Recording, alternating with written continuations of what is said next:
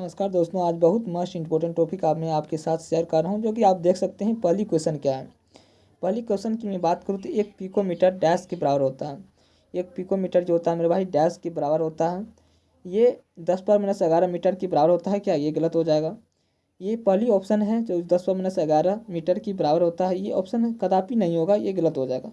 आइए मैं चलता हूँ आपके साथ, अगली ऑप्शन की बात करता हूँ। 10/12 मीटर की बराबर होता है। क्या ये गलत हो जाता है मेरे भाई? और 10⁻12 मीटर के बराबर होता है। इस चीज़ों को आपको ध्यान में रखना है। एक पिकोमीटर बराबर डैश के बराबर होता है, यानी कि 10⁻12 मीटर के बराबर होता है। इस चीज़ों को आपको ध्यान में रखना है, यही ऑप्शन सही हो जाएगा। चलिए मैं चलता हूँ आपके साथ। डी ऑप्शन क्या है? ये नंबर 10/11 मीटर, ये तो कदापि नहीं होगा, यानी कि सी नंबर ऑप्शन सही हो जाएगा। सी नंबर ऑप्शन सही हो जाएगा। इस चीज़ों को आपको ध्यान में रखना है और चलना। और मैं जो भी क्वेश्चन लेकर आता हूँ बहुत इंपॉर्टेंट और ज़बरदस्ती क्वेश्चन है। ये देख सकते हैं, ये भी क्वेश्चन आरबी ग्रुप डी में पूछा गया क्वेश्चन है, फर्स्ट शिफ्ट में पूछा गया है। और मेरी वीडियो को अगर पहली बार आप देख रहे हैं तो चैनल को सब्सक्राइब करके लाइक कमेंट जरूर कीजिएगा। आइए मैं चलता हूँ आपके साथ अगली क्वेश्चन, जो इससे भी ज़्यादा ज़बरदस्त क्वेश्चन है। ज़्यादा क्वेश्चन की बात करूँ, ज़्यादा इंपॉर्टेंट क्वेश्चन की बात करूँ तो ये भी ज़बरदस्त क्वेश्चन है। आप देख सकते हैं, एक जूल डैश के बराबर होता है। मेरे भाई एक जूल डैश के बराबर किसके बराबर होता है? एक न्यूटन पर मीटर, एक न्यूटन मल्टीपल या मीटर होता है, यानी कि एन न्यूटन मीटर, यानी कि यही ऑप्शन हो जाएगा। यानी कि आपको जो है कंफ्यूज करने के लिए 1 न्यूटन मल्टीपल 1 मीटर, ये कंफ्यूज करने के लिए दिया है। एक न्यूटन मीटर, यानी कि 1 न्यूटन मीटर हो जाएगा। इसको आपको ध्यान में रखना है। एक जूल बराबर 1 न्यूटन मीटर हो जाएगा। ए नंबर ऑप्शन सही हो जाएगा। आइए मैं चलता हूँ आपके साथ, अगली क्वेश्चन साझा करता हूँ। ये ऑप्शन तो गलत हो जाएगा, ये ऑप्शन गलत हो जाएगा। आइए मैं चलता हूँ आपके साथ, अगली क्वेश्चन साझा करता हूँ। अगली क्वेश्चन साझा करता हूँ जो कि बहुत इंपॉर्टेंट ज़बरदस्त क्वेश्चन है, बहुत इंपॉर्टेंट है और ज़बरदस्त क्वेश्चन। आप देख सकते हैं ये क्वेश्चन क्या कहता है। एक विशेष घर में 5 दिनों में 100 इकाई की खपत है। मेरे भाई एक विशेष घर है जिसमें 5 दिनों में 100 इकाइयों की खपत है। यदि ऊर्जा को जूलर्स में परिवर्तित किया जाए तो यह कितनी होगी? कितनी होगी मेरे भाई? इसको अगर मल्टीपल आप कीजिएगा मेरे भाई, तो इसकी मल्टीपल करने के बाद 3.6 गुना 10/8 जूल हो जाएगा। यही ऑप्शन सही हो जाएगा, जो कि ये गलत है, ये गलत है, ये गलत है। ठीक ना? ऑप्शन की बात करूँ तो डी नंबर ऑप्शन सही हो जाएगा। चलिए मैं चलता हूँ आपके साथ, अगली क्वेश्चन साझा करता हूँ। और अगली क्वेश्चन में साझा करता हूँ जो कि बहुत इंपॉर्टेंट ज़बरदस्त क्वेश्चन है। आप देख सकते हैं, कौन सा यंत्र समुद्र के स्तर से ऊपर की वस्तुओं को देखने के लिए पनडुब्बी में प्रयोग किया जाता है? तो मैं बात करूँ इसकी तो पैरोमीटर, ये ऑप्शन गलत हो जाएगा।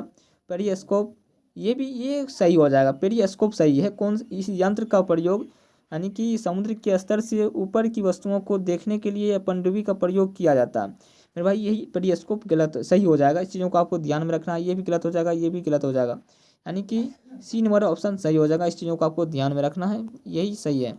आइए मैं चलता हूँ आपके साथ, अगली क्वेश्चन साझा करता हूँ। वायुमंडलीय दबाव को मापने के लिए किस उपकरण का प्रयोग किया जाता है? वायुमंडलीय दबाव को मापने के लिए किस उपकरण का प्रयोग किया जाता है मेरे भाई? इलेक्ट्रोमीटर, ये गलत हो जाएगा। वायुमंडलीय दबाव को मापने के लिए कहीं इलेक्ट्रोमीटर का प्रयोग किया जाए, ये ऑप्शन गलत हो जाएगा। थर्मोमीटर, ये भी गलत हो जाएगा। बैरोमीटर का प्रयोग किया जाता है वायुमंडलीय दबाव को मापने के लिए, ठीक ना? मल्टीमीटर, ये गलत हो जाएगा। आपको इस चीज़ों को ध्यान में रखना है। चलिए मैं चलता हूँ आपके साथ, अगली क्वेश्चन साझा करता हूँ जो कि बहुत इंपॉर्टेंट क्वेश्चन और ज़बरदस्त क्वेश्चन है। सूर्य को देखने के लिए किस यंत्र का प्रयोग किया जाता है? यानी सूर्य को देखने के लिए किस यंत्र का प्रयोग किया जाता है मेरे भाई? तो इसका ऑप्शन की मैं बात करूँ तो एस्ट्रोस्कोप, ये गलत हो जाएगा। उसकी बात करता हूँ मैं टेलीस्कोप, ये भी गलत हो जाएगा। तो आंसर होगा क्या सही?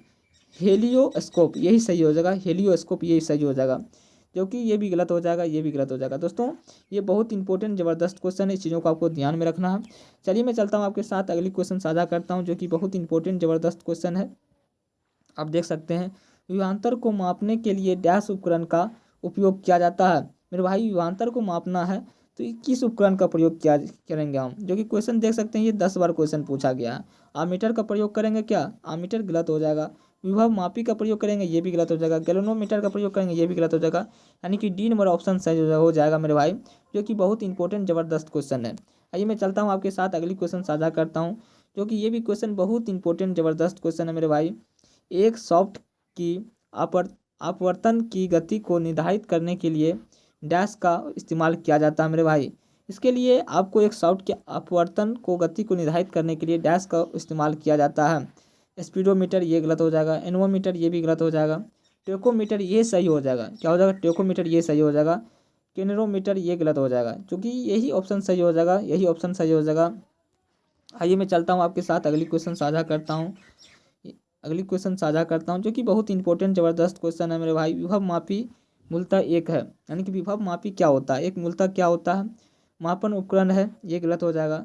अंशकन उपकरण है, ये गलत हो जाएगा। संयोजक उपकरण है, ये गलत हो जाएगा। संकेतक उपकरण है, ये गलत हो जाएगा। आंसर की बात करूँ तो ए नंबर ऑप्शन, अरे गलत, सब गलत ही हो जाएगा तो आंसर कौन सही हो जाएगा?